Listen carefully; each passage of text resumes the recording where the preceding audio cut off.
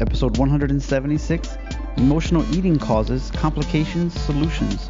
I'm your host, Dr. Justin Trosclair, and today we hear Tricia Nelson's perspective. Join 2017 and 18 Podcast Awards nominated host and best-selling author on Amazon as we get a behind-the-curtain look at all types of doctor and guest specialties. Let's hear a doctor's perspective. Everybody, welcome back to the show. Episode 176. Oh my goodness, there's been so many. And this one will not disappoint you. It's a heavy topic. Emotional eating, overeating, reasons people do it, why it's so hard. You know, you lose 10, you gain 20. Tricia Nelson joins the program to talk about that in her book, Heal Your Hunger, which also has a podcast of over 300 episodes. Pretty impressive. Hey, if you're looking for some things that we've released on the show recently, we have the Rehab and Fitness series, 13 different people. You can go to doctorsperspective.net/RF to download the guide, jam-packed with great people. Hey, not to just self-plug myself here, but I was on the Dr. Ed Osborne's The Chiropractic Philanthropist show not too long ago.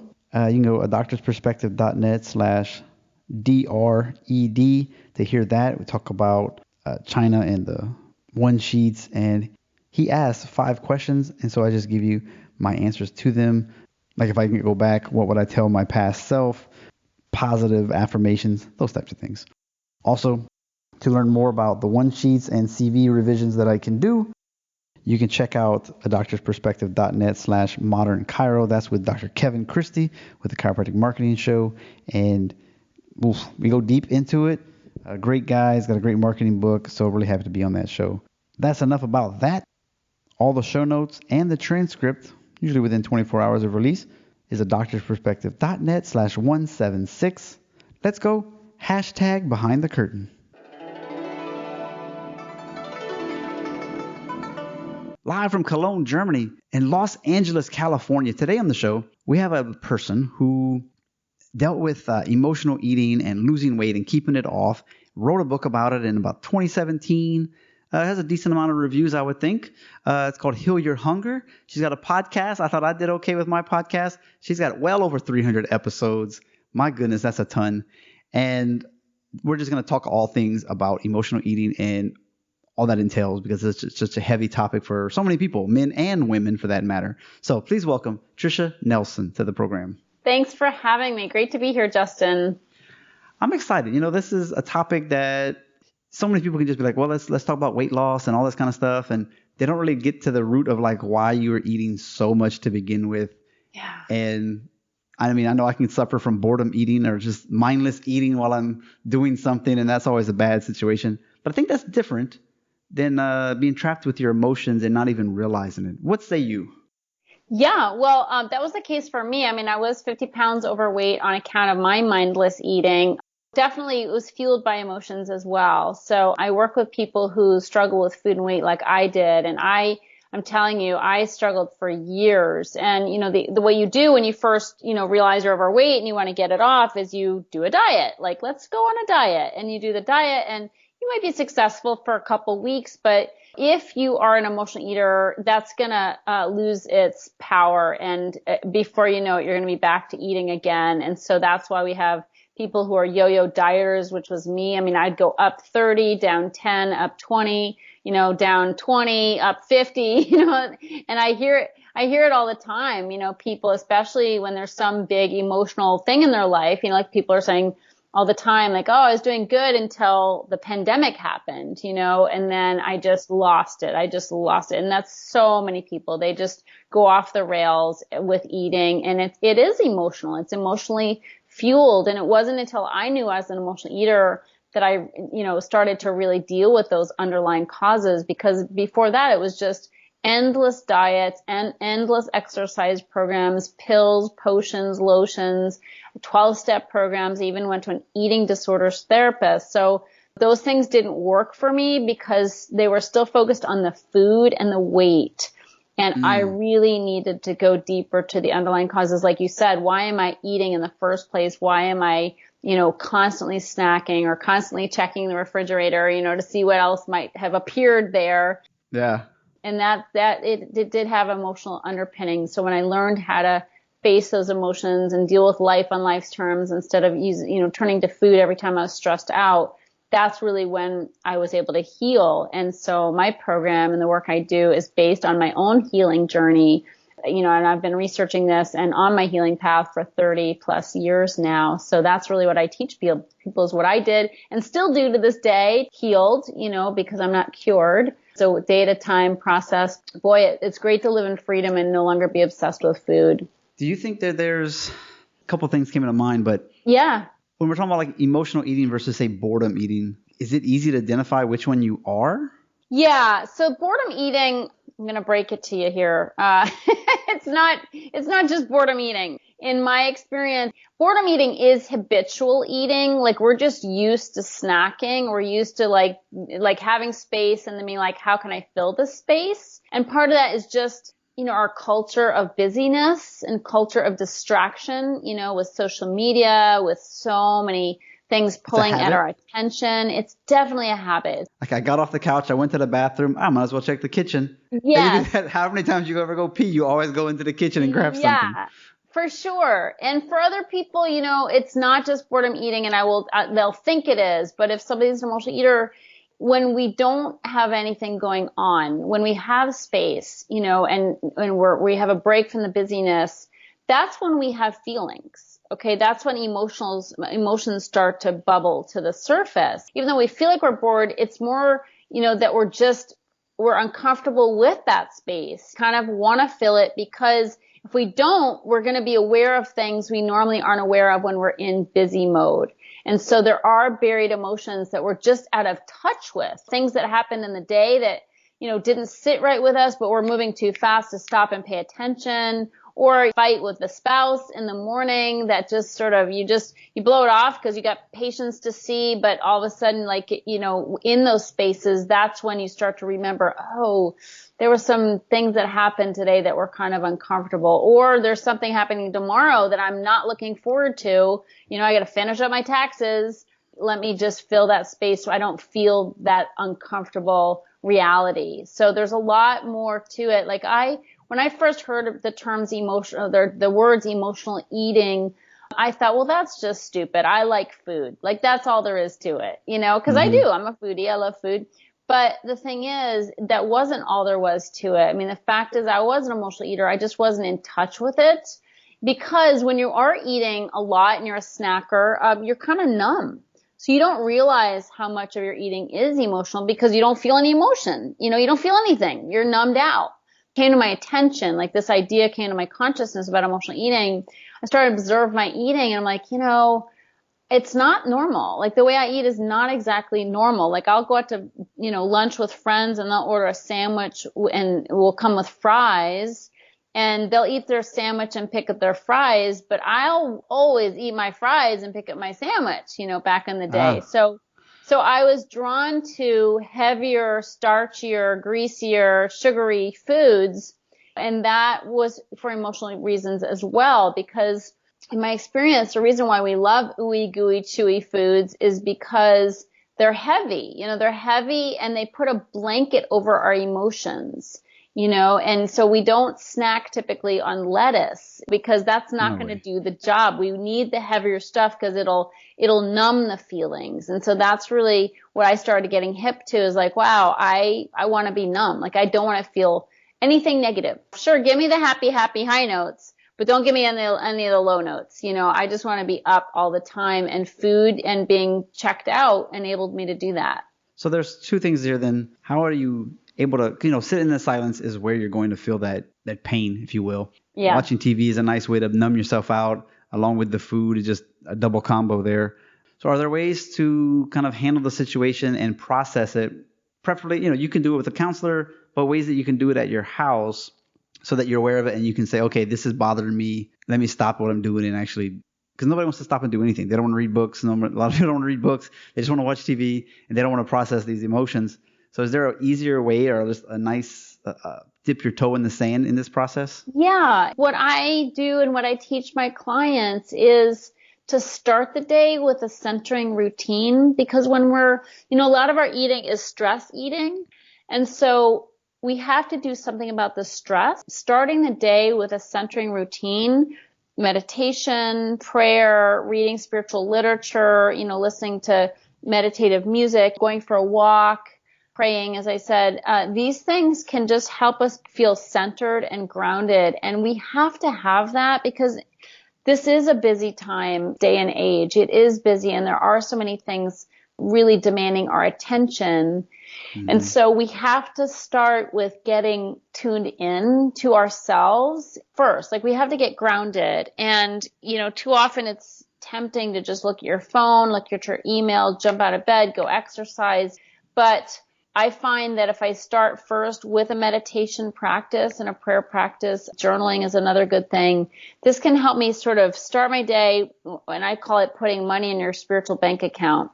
Just sort of get grounded and get connected with who you are instead of all the people who demand things of you and all the different roles you play in life. And when you do that, you're being fed spiritually. Like you're getting nourished during the day, first thing in the morning. And you can draw on that, those deposits you made in your spiritual bank account later in the day. Cause, people who are emotional eaters tend to have the hardest time in the afternoon and evening because the stress is built up. We've had many appointments throughout the day. We've had a lot of people asking things of us, and stress is there. Things have happened, conversations have happened, and we're stressed. And so that's when we sort of break down and start snacking from that quick energy.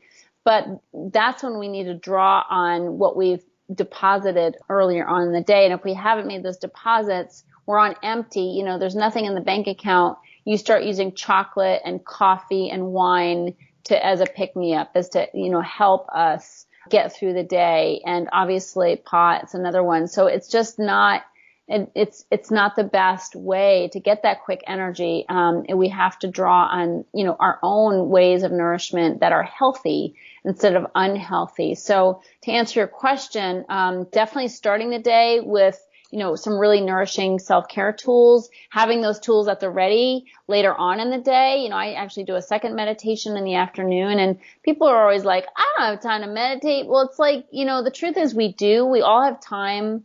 Like we all have 24 hours. Like everybody has 24 hours. The truth is a break for 20 minutes, a timeout from seeing clients or patients, just 20 minutes is a small investment for a total quick, hit of positive, healthy energy, where you can get through the day for the rest of the day. And honestly, you'll eat less. Like I find my dinners will be 200 calories less or fewer, if I've spent that time just investing in that. But, beyond that, there's apps that can give you some relaxation, even taking a 10-minute walk around the block, when you're stressed out or just need a change of your state. These are things that you can do. Of course, the people who are really on the far end of the spectrum of emotional eating or in the food addiction realm, they really need community. Like they can't just pull out their bag of tricks, that's not going to work for them. They have to have community and be soul filled in that way. So that's going to be super helpful as well. But I will tell you, offer you something which I call the PEP test, which can be a way to start at least tuning in. Okay. PEP test is a way for people to start understanding we all know what food's doing to us, but what it does for us. So we can start asking the question, like, is this food I'm about to reach for serving one of these functions? And PEP is an acronym, and it stands for painkiller. So we use food to kill pain, emotional pain. And that could be anything, any kind of stress, any kind of relationship issue, any kind of business issue, whatever. Like we can use food as a painkiller for that. We can reach for food as a form of escape. So that's the E in PEP is escape, where we just don't want to deal. Like we've been dealing all day long, and we just get out our goodies at night and our TV and we just check out. So it's like, just leave me alone. Like I don't want to deal anymore. So that's a big driver. And the last one is punishment.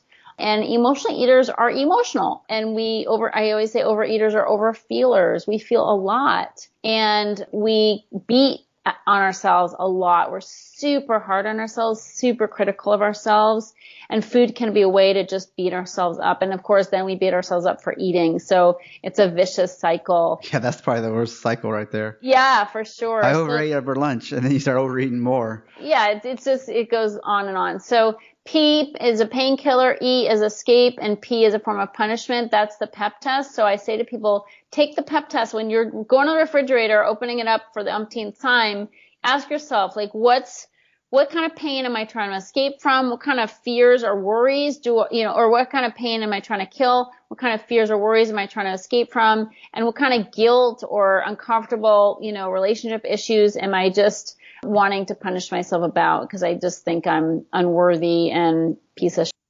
So, and it's, those might be deeper things that people aren't in touch with. But if you at least start pausing instead of eating and asking the question, like, what's really going on? That's a good place to start.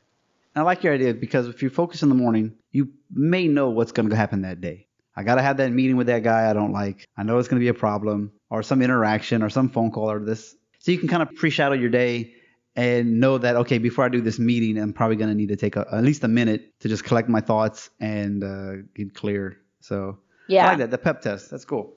Have you noticed there are certain emotions, you kind of said some just now, but any emotions that tend to lend itself to wanting to overeat and emotionally eating, like just basic stuff, or it could be you were traumatized as a kid somehow, or does it go that deep or no?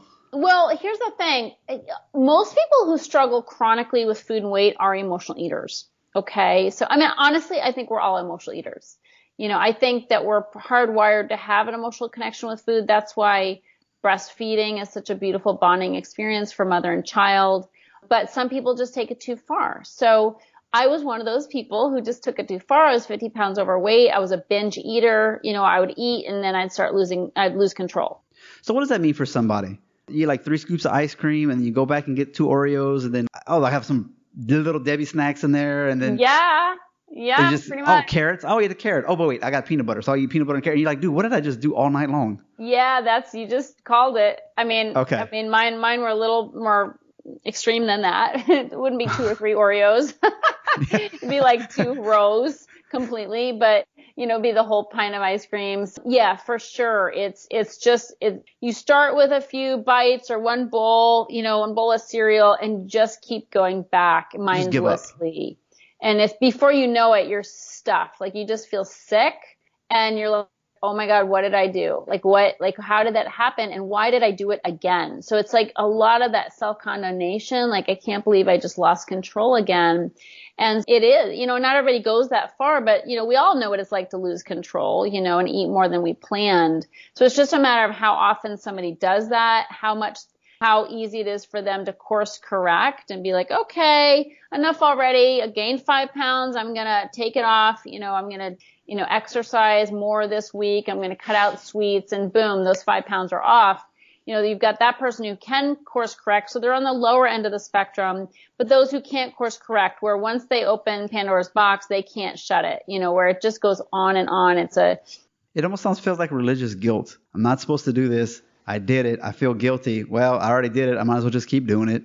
Yes. And then what's the point? I've already, gained this much weight, and you just, you hide out. You don't want people to see you. And because nobody can see you because you're doing all your business on Zoom or whatever, you do more of it. So it is a vicious cycle. That's on the higher end of it though. That's where you're more in food addiction realm, is that when you can't course correct. And also you have a lot of consequences, like from your weight struggles, you have back pain, you have autoimmune issues, you have gut issues, obviously. Sex life drops. Yeah, totally. You don't want to be having sex. You don't want to be touched. You don't want to be seen, naked in the dark, or in the light. So yeah, there's a ton of consequences that you don't normally think of, but it goes far. Like this condition, not to mention the depression and the self-hatred and the low self-esteem. It's a wide variety of negative consequences. And that's really when somebody's more in the addiction realm. And it kills relationships. No question about it. Is it just willpower? Do I just need to be tougher, stronger, better? And every time you mess up, you're just weak and worthless? Well, that doesn't work. The willpower thing doesn't work so well. No. That was a softball for you. Yeah, thanks. It totally, when it is an addiction, I mean, think about alcohol. I mean, alcoholics can't control it. They can't control, once they take a drink, it's like all bets are off. And that was true for me. Once I eat sugar, all bets are off. No, I didn't have willpower from the beginning. I didn't have willpower. And that's why the spiritual element is so helpful, similar to 12-step programs. It's like, I better have some kind of way of nourishing myself spiritually, and something that gives me power, because I don't have it. Like, I can't just stop. I can't just do it. Like people want us to do it. So many people will look at fat people with a lot of derision and a lot of like, what's wrong with them? They are lazy, why don't they get it together? Don't they know we have an obesity epidemic going on? They're a bad role model for their kids. What's the story? But these people can't help it. Like, they can't make themselves do better. And that's why that community element is so important. I mean, I have in my programs a community of emotional eaters, and we connect on Zoom in groups, for group coaching. And the people are so happy and relieved that other people have the same problem, and they can connect with them, because they feel so crazy. Like, they do feel lazy. They feel like they're already telling themselves all those negative things. Like, I'm lazy. What's wrong with me? I can't get it. But when they're with other people who can't get it either, they start to realize, okay, this is a thing. Like, it's a real thing. And it doesn't have to be these crazy fat people. Not at all. 250 and you're 5 foot. We're not talking those massive people. It could just be someone who always is 25 pounds heavier, and they know what's the deal. No, it's true. I have most of my clients aren't obese, like they're struggling, like you said, with those 20 to 30 pounds. But that makes a big difference in how you feel about yourself. I gained 10 Corona. Eating good chocolate, eating bread, not caring, just not being eating. Everybody. What an excuse. The gyms are closed. I can't exercise. Well, we both know there's plenty of YouTube videos and you can do 100 push-ups. But the motivation, it was so hard to be like, let me get on my floor and do this. I couldn't do it. I used to go to a class, a bar class, and they offered it on Instagram, and I tried, and I'd quit after 10 minutes. I'd just be like, I don't feel like it. Yeah. Yeah. So, Pause.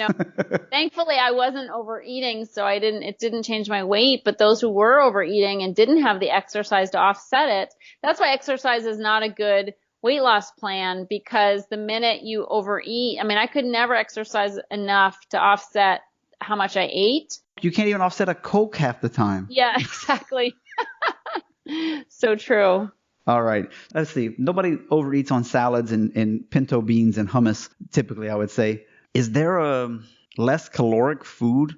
If you're going through the struggle and you're just like, all right.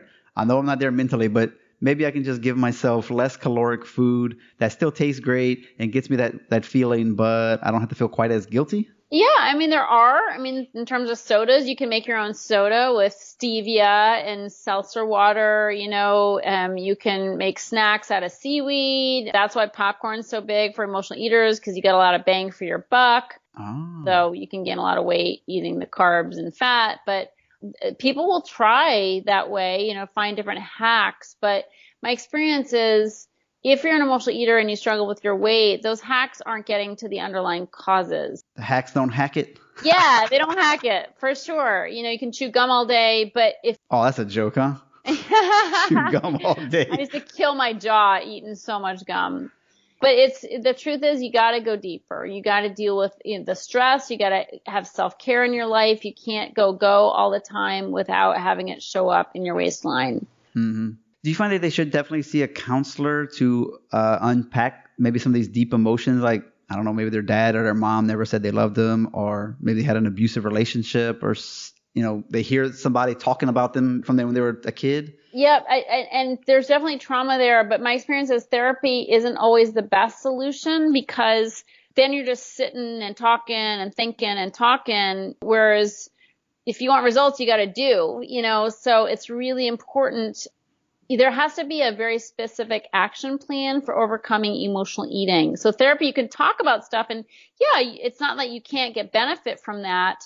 But if you want to overcome emotional eating, if you want to lose weight, you're going to have to, you need to have a plan that addresses the eating issue and specifically why you're eating. It's not just because of one specific thing that happened as a kid. A lot of people will say, oh, I know I eat because my mom was an alcoholic. My dad was a rager or whatever. That's not it. Like, it's never one thing. Because what happens as kids, when we have trauma, and I had sexual abuse in my past, which is very common for emotional eaters, abuse of any kind, but you have that one trauma, but then you develop coping tools to deal with that, of which food is one, but there are others. So you have to deal with the trauma as a kid with very few resources available to you. So you develop these personality traits, and then you bring and they save your life. Okay. But then you bring them into your adulthood, and you have this dysfunctional way of relating to the world. And that's not just one way. That's a whole panoply of ways, personality traits. And I go into this in my book and in my program, is that I call it the anatomy of the emotional eater. And that's like 24 personality traits that are very common to the emotional eater. And these traits come from that trauma, but it's not just one, it's many. And so again, you can't just say, okay, I'm going to deal with that event as a kid or that person in my life that was traumatizing me, because you've already morphed into all these ways of coping that you bring with you into adulthood. And those have to be unraveled, because that's happening real time. Like real time, we're creating the compulsion to eat. We're creating the stress that causes us to stress eat. So, you can talk about your past all day long, but you got to deal with your present and what you're doing today that's causing your cravings, and we have to unpack that, because that's going to give you the most immediate results. So you don't need 20 years of therapy to do that. And I lay out these personality traits for people so they can identify it right away. And just to take it out of the abstract, the number one trait of an emotional eater is people pleasing, and people pleasing goes back to our childhood when we had trauma, when we had a raging parent. You'd better be a good people pleaser, because you got to, escape the rage. You got to placate the parent who's causing all kinds of trouble, or is about to hit you. So you become really good at adapting, really good at caretaking, really good at people pleasing.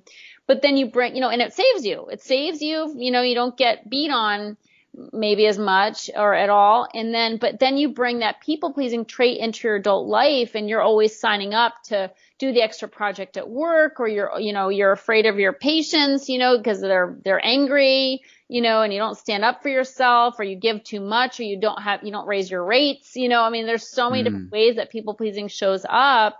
You're always the one to drive all the kids to soccer or do all the baking. Or bottom line is, when we run ourselves ragged trying to please everybody, because we have this habit of people pleasing and trying to get validation from outside of ourselves, we exhaust our adrenals, we're stressed out, we're tapped out. But not only that, but people aren't as pleased as we plan on them being. So then we're resentful as well. Yeah.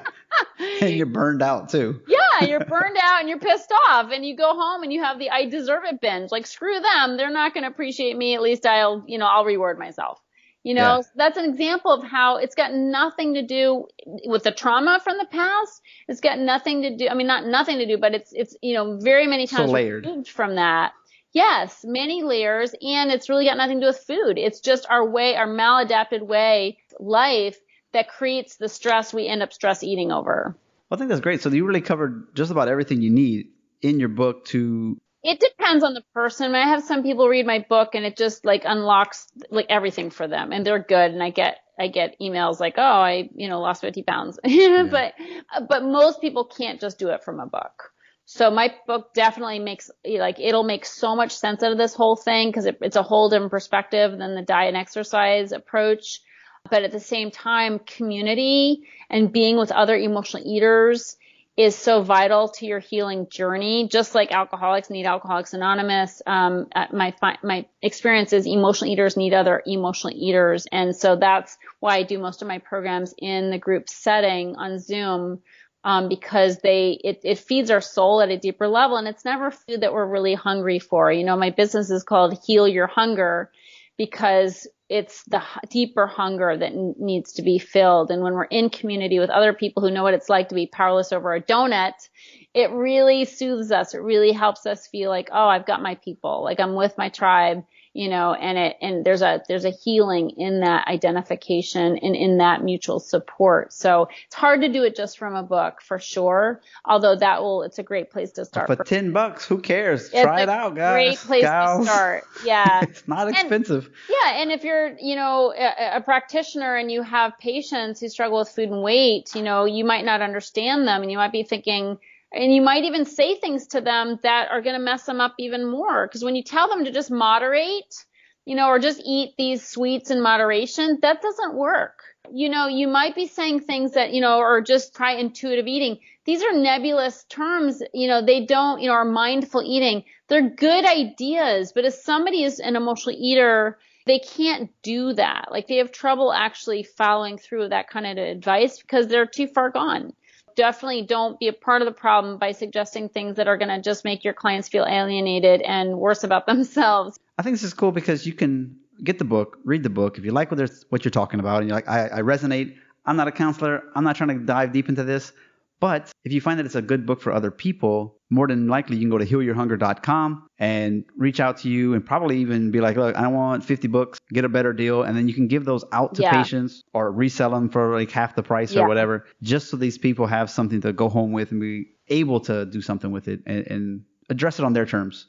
Yeah, and it'll make them feel so much more understood, rather than giving them another diet. They're not stupid. Like, anybody who struggles, they know they know what to eat. They know that salads are better than pizza, and roasted vegetables are better than hamburgers. So they're not stupid. They're not lacking in diet knowledge. They're really lacking in the ability to follow through. And that gap is where the emotional eating lives. And so you'll actually be helping them feel like you get them when you give them something that takes them deeper. Because so many of them are like, they're afraid to even hope that they can change because they've tried and failed so many diets. Like, there's a sense of defeat. That's tough. It's a real sense of defeat. And when you can just really help them, show them that, hey, you don't have to diet. Like, there's actually a whole different approach, which is dealing with why you're compelled to eat in the first place. That's going to give them hope because they're going to be like, oh my gosh, there is something different that I haven't tried yet.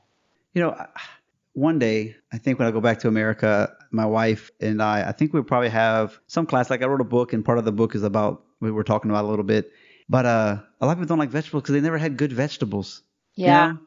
Oh, let's eat some steamed broccoli. Are you kidding me? Steamed broccoli is gross. You really have to put some, and not cheese. Okay, you put cheese on your broccoli, you ruined your broccoli because now it's not a healthy. I was in China for a long time actually. So I learned how to cook that way. My wife knows how to cook that way. Once they taste good, my goodness, eggplant is quite delicious in lots of ways. But I was like, man, we can maybe have like a cooking class or something and invite the patients or charge a small fee. It's a great idea. To have them come out and do an experience, and then you have a Facebook group or something because, like you said, the tribe is where it's at right now in 2021. Is just how you, I think, sell stuff these days as well. I mean, this is a doctor podcast. We talk about this all the time, marketing and things. So let's switch gears a little bit. We want to respect your time, but something we always ask is, how do you keep the love alive in a marriage, in a committed relationship, so that we're not just divorced, and especially if you do have like an emotional eating that can have a toll not only on yourself, but on your spouse. Yeah. And I teach this a lot. And I will say, I actually did get divorced and I'm in a new relationship after divorcing. So I can't teach a whole lot about how to. Is this a rebound? Yeah. I've had a few relationships after my divorce, but I have somebody who knows how to cook really good vegetables. So that helps a lot. But actually, I mean, really, all kidding aside, I, have so many clients. Most of my clients are women, and I have to say that, I remind them that living with an emotional eater is not easy, because when somebody struggles with food and weight, first of all, it's a 24/7 obsession. It's an obsession. Like, we emotional eaters are obsessed with our weight. Like, we're obsessed with our weight. We never feel good enough. We have self-esteem issues. We don't feel worthy of love. So if you're a doting spouse of an emotional eater, chances are that person has had trauma and they can't accept much love, or they doubt your love, or they create roadblocks to love. I mean, trust me, we could do a whole show on that. That's an issue, for sure, to live with somebody like us who's hiding food, sneaking food, feeling guilty about eating, always on a diet, always going off a diet. always in different size pants, has 5 different sizes of jeans in their closet because they never know what size they're going to be, doesn't want to have sex. Doesn't want to go to Yeah, doesn't want to parties. party. Doesn't want to interact with others. Depressed from Yeah, it. for sure. Yeah. Sex life is shut down. All kinds of No, things. it's true. It's really a racket because they don't, most people, I mean, many emotional eaters have had sexual abuse, and so they're kind of messed up around sex, don't feel like it's okay to have sex or have fun in sex, and then when you're binging, the last thing you want to do is be touched, or loved on. You just want to shut the whole thing down. So yeah, it's really a lot to deal with. And it's like living with an alcoholic. I mean, there's a lot of chaos. Are you able to take that approach, I forget what you call it, when you can see yourself in a situation and then you can put yourself in the other person's situation, you're like, for their husband or their whatever, this would be difficult. What can I do? Are they just like, they're so self-absorbed in their own situation that they can't? It's hard. There's a lot of self-obsession, when you're obsessed and you're in a hole and you can't get out. There's a lot of self-obsession. And it's not that emotional eaters are the most giving people in the world too. They're great caretakers, but this is an all-consuming problem that no question affects relationships. And they can be super, I know I could be super big. When I was in the food and hating myself, everybody else got the brunt of it. So when I was in a miserable mood because I just, ate a pie, I wasn't very nice to be around. I was grumpy and bitter. So many of my clients have amazing husbands that are incredibly patient and loving, but it's not easy.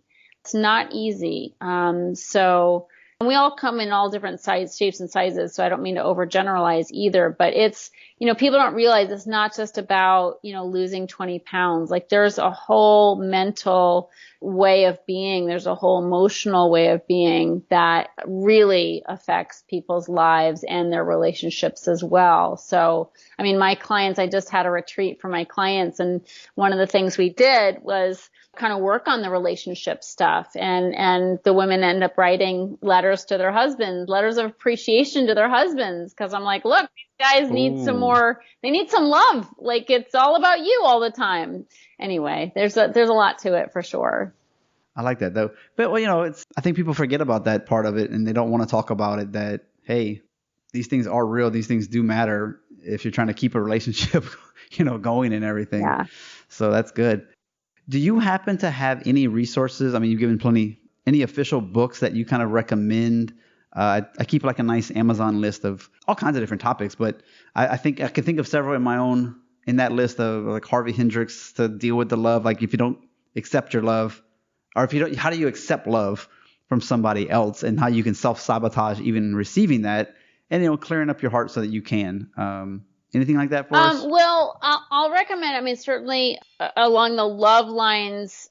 Yeah, well, my ex-husband's book, I think, is really helpful. I recommend my book because I want to understand emotional eating. My ex-husband's book, he was the one who helped me originally, and I really recommend his book to people. It's called Love Notes from Hell, about all addictions, overcoming all addictions, and it's his personal story. He had been morbidly obese, but also alcoholic and sex addicted and all that. So he's got a lot of experience to share in his book called Love Notes from Hell. Roy Nelson is his name. Gosh, I think spiritual books are amazing. Books about boundaries are good as well, because that's a really tough thing for emotional eaters. And I think for people in general, just knowing, where you stop. People don't even know what those are. Like if you ask somebody, hey, you ever read that book Boundaries? What? Yeah. What's a boundary? Maybe you should at least get the summary from somewheres on Google, because that's worth a 6-page read. Yeah, there's a book by Cloud and Townsend called Boundaries, and that's a really good book. So it's got a Christian bent to it. I bought it for my niece. I bought them 6 random books for their birthday. Oh, they must love you. One of them was the Boundaries you gotta book. Do a little bit. All these books for teenagers. If you want to be a cool uncle, you might have to go beyond books. I told my brother, I was like, hey, are you going to read them, you think? He's like, oh, no, they're going to read them. It's called summer reading. I was like, oh, perfect. Oh, yeah. Well, he's in cahoots with you. That's great. Yeah. One day they'll appreciate these things when they're not like pregnant at 16. Yeah, give them 20 years. Yeah. I'm thinking long term. what is your website again? It's healyourhunger.com, HEAL, healyourhunger.com. And there's a quiz on there. If people don't know if they're an emotional eater, there's a quiz. Either somebody can take it themselves or send patients to it. And it'll help them decide if they're an emotional eater or a food addict or somewhere in between. And they get a personalized score, and then they get, prompts on what to do based on their score. If you like what we heard today and you want to get her book, you can also check it out on her podcast. I mean, seriously, there's over 300 episodes. So I'm pretty sure there's solos. I've seen interviews. So that's a long time. I don't know how many you put out a year, but that's like 4 or 5 years worth of podcasts. Yeah, it's 4 years. I've had it for a little over 4 years. Yeah. So congratulations on that. Mad props, because that is intense to keep doing these over and over again. Because, in the beginning, you don't get much recognition. You're not getting downloads. You're like, why am I doing this? Yeah. But then it finally shows up. So I really appreciate you being on the show and sharing this knowledge. I think it's going to whet people's tooth to want to explore more about this topic, because it affects so many people, and they probably don't talk about it much because it's kind of an embarrassing thing. And but it needs to be talked about more and brought out there. So I really appreciate your time.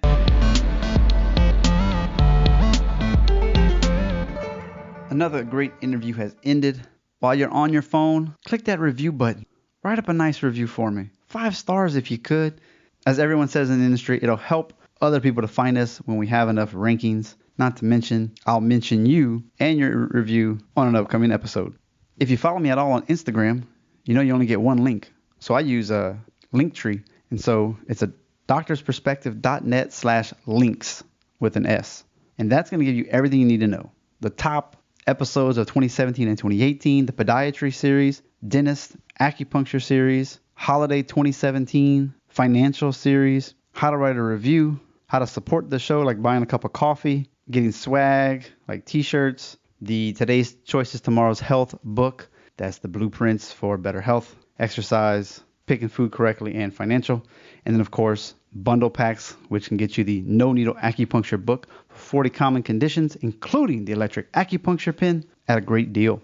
The resources page has some of the products that I like. It's affiliate style, so if you buy something from them, I get a piece of that. Just like on the show notes pages, if you buy a book from clicking that link, I get a small piece of that as well. So I really appreciate that. Things like Screencast-O-Matic, Pure VPN, Missing Letter, JLab speakers, ProLone Edge or Hawk grips. Once again, if you do need any coaching on how to improve some of your blood work, drop weight, and the ProLone diet, fast mimicking diet 5-day plan, let me know. As well as if you just need some coaching, whether it's health, whether it's marketing, whether you need some practice growth, etc. Reach out. Facebook, Justin Trosclair, MCC. Of course, at a doctorsperspective.net on the top right, you got all the social media icons that you can imagine. Click your favorite and reach out. Thank you so much for tuning in. Please tell a friend, pass it along. You can go to .net/listen. It's just that easy. It'll open up right in your app. And don't forget, I appreciate you. Listen, critically think, and integrate. See you on the mini-sodes on Thursdays and Saturdays. Hope you're enjoying those. I'm definitely having fun summarizing these podcasts in less than 10 minutes for you. You get the nuggets without having to waste your time. Have a great week. A doctor's perspective. Learn stories of success. Avoid struggles they've met. When doctors of all kinds come together to help you shine. So sit back